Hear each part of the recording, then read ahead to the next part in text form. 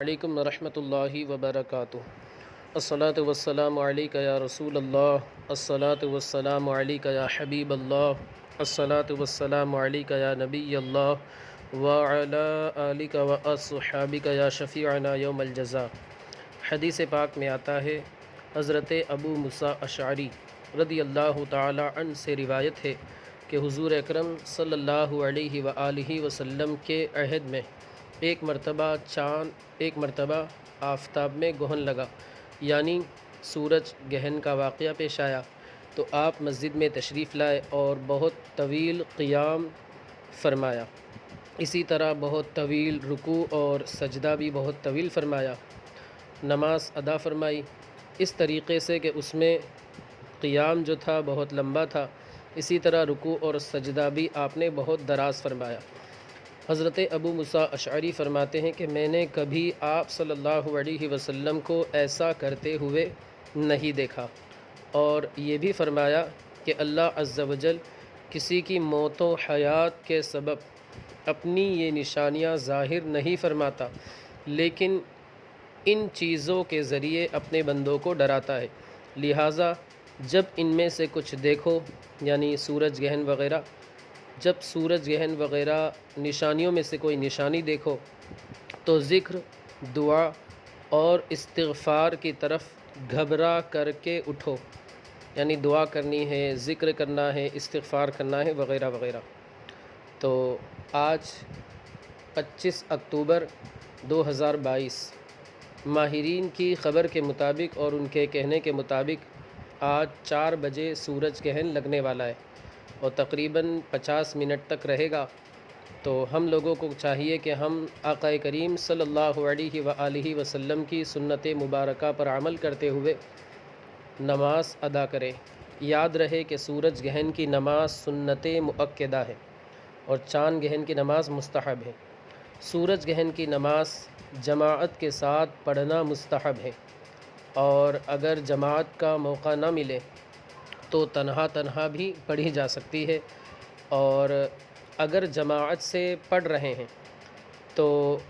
اسے وہی شخص قائم کر سکتا ہے، یعنی اس کی جماعت وہی بندہ قائم کر سکتا ہے، اس کی امامت وہی بندہ کر سکتا ہے جو جمعہ قائم کر سکتا ہے۔ اگر وہ نہ ہو تو تنہا ادا کر لینی چاہیے، چاہے گھر میں یا مسجد میں، جہاں موقع ملے، جہاں موقع میسر آئے وہاں پر اسے ادا کر لینا چاہیے۔ گہن کی نماز، سورج گہن کی نماز جو ہے اس وقت پڑھے جب آفتاب کے اندر گہن لگا ہو۔ گہن جب ختم ہو گیا اب اس کے بعد نماز نہیں پڑھنی ہے۔ ہاں، اگر سورج میں جو گہن لگا ہے وہ چھوٹنا شروع ہو گیا، یعنی دھیرے دھیرے اب وہ کیفیت ختم ہو رہی ہے لیکن ابھی باقی ہے، تو اس وقت بھی اس نماز کی شروعات کر سکتے ہیں۔ اور اگر گہن کی حالت میں اس پر ابر آ جائے، یعنی بادل وغیرہ آ جائے، تو بھی نماز پڑھ سکتے ہیں، اس میں کوئی حرج نہیں ہے۔ اور اگر مکروہ وقت میں گہن لگا، جیسے دوپہر کا وقت ہے، تو مکروہ وقت میں یعنی زوال، سورج کے ڈھلنے کا جو وقت ہے تقریباً 40 منٹ کا وقت رہتا ہے، زوال کا وقت، اگر ایسے وقت میں گہن لگا تو اس وقت نماز پڑھنا منع ہے، بلکہ اس وقت دعا کرنی ہے، ذکر کرنا ہے، استغفار کرنا ہے۔ اس کی رکعتیں کتنی ہونی چاہیے؟ تو فقہ کی کتابوں میں لکھا ہے کہ اس کی 2 رکعت پڑھنی چاہیے، ہر رکعت میں 1 رکوع 2 سجدے، اس میں نہ اذان دینی ہے، نہ اقامت، نہ بلند آواز سے قرأت کرنی، بلکہ آہستہ، یعنی جس طرح ہم ظہر اور عصر کی نماز پڑھتے ہیں اسی طرح آہستہ اس میں قرأت کرنی ہے۔ اور یہ نماز اس وقت تک ہمیں پڑھنی ہے کہ آفتاب کھل جائے، یعنی جو سورج گہن کی کیفیت ہے وہ ختم ہو جائے، اور یہ کم سے کم مقدار ہے، یعنی کم سے کم 2 رکعت، اور زیادہ بھی پڑھ سکتے ہیں، 4 رکعت، 6 رکعت، 8 رکعت، 2 رکعت ہمیں ایک سلام سے پڑھنی ہے۔ کم سے کم 2 رکعت پڑھنی اور زیادہ سے زیادہ 4، 8، 6 جتنی چاہے پڑھ سکتے ہیں، لیکن ہر 2 رکعت پر سلام پھیر دینا ہے، یا اگر چاہیں تو 4 رکعت پر بھی سلام پھیر سکتے ہیں، اس میں کوئی حرج نہیں ہے۔ اور بہتر یہ ہے کہ عیدگاہ یا جامع مسجد وغیرہ میں جماعت کے ساتھ نماز ادا کی جائے، عیدگاہ یا جامع مسجد میں سورج گہن کی نماز جماعت کے ساتھ ادا کی جائے، اور اگر کہیں دوسری جگہ یعنی گھر وغیرہ پر جماعت کے ساتھ پڑھتے ہیں تو بھی کوئی حرج نہیں ہے، لیکن یاد رہے کہ اس کی جماعت وہی بندہ قائم کر سکتا ہے جو جمعہ قائم کر سکتا ہے، اور اس میں لمبی قرأت کرنا یہ بہتر ہے، یعنی سورہ بقرہ، آل عمران وغیرہ کی طرح سورہ بقرہ، آل عمران جیسی لمبی اور بڑی صورتیں ہیں، اتنی طویل قرأت ہونی چاہیے۔ سورہ بقرہ اور آل عمران کی طرح بڑی صورتوں کی تلاوت کرنی چاہیے، اور اگر یاد نہیں ہے، تنہا پڑھ رہے ہیں، تو جو بھی یاد ہو اس کی تلاوت کی جا سکتی ہے، اور رکوع اور سجدہ بھی طویل کرنا بہتر ہے۔ نماز سے فارغ ہونے کے بعد دعا وغیرہ میں مشغول رہیں یہاں تک کہ پورا آفتاب، پورا جو سورج ہے وہ کھل جائے، یعنی سورج گہن کی جو کیفیت ہے وہ ختم ہو جائے۔ اور نماز کے اندر تخفیف بھی کر سکتے ہیں، یعنی آہستہ، تخفیف سے مراد یہ ہے کہ لمبی رکعت پڑھنے کے بجائے مختصر قرأت کرنا۔ اگر صورتیں یاد نہ ہو تو نماز میں تخفیف بھی کر سکتے، یعنی مختصر قرأت کرنا، چھوٹی صورتیں پڑھنے کی بھی اجازت ہے، لیکن پھر اس کے بعد دعا وغیرہ میں طول دینا ہے، یعنی نماز جو پڑھنی ہے وہ ہلکی، اور اس کے بعد دعا جو کرنی ہے اس میں ہم وہ دعا تھوڑی طوالت کے ساتھ ہمیں پڑھنی ہے، وہ دعا تھوڑی طویل کرنی ہے۔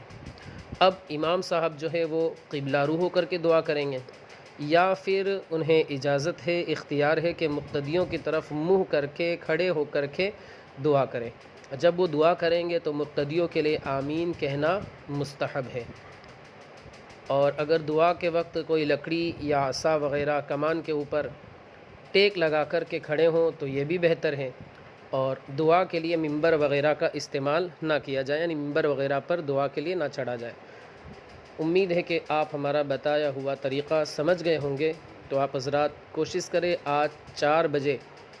سورج گہن ہونے والا ہے، آپ حضرات اس میسیج کو زیادہ سے زیادہ شیئر کریں اور نماز پڑھنے کی کوشش کریں، دوسروں کو بھی اس کی جانب ترغیب دلائے، رغبت دلائے۔ اللہ رب العزت ہمارے اس ناقص عمل کو اپنی بارگاہ میں قبول فرمائے۔ یاد رکھیں، یہ سنت موقدہ ہے، لیکن ہمارے وقت میں یہ سنت تقریباً ختم ہو چکی ہے، قریب ختم ہو چکی ہے، تو انشاءاللہ اگر ہمارے ذریعے ایک سنت زندہ ہو جائے گی اور ایک سنت کا احیاء ہو جائے گا، تو حدیث پاک میں آتا ہے، من تمسک بسنتی عند فساد امتی فلہ اجر 100 شہید، کہ جو بندہ فساد امت کے وقت میری سنت کو تھام لے گا، اللہ رب العزت اسے 100 شہیدوں کا ثواب عطا فرمائے گا۔ تو آپ حضرات اس سنت کو زندہ کریں۔ کچھ علاقوں میں ماشاءاللہ پڑھی جاتی ہے، لیکن اکثر و بیشتر علاقوں میں اس کی ادائیگی نہیں ہوتی، بہت سارے لوگوں کو معلوم بھی نہیں ہے، تو آپ حضرات اس میسیج کو زیادہ سے زیادہ پھیلائیں، اور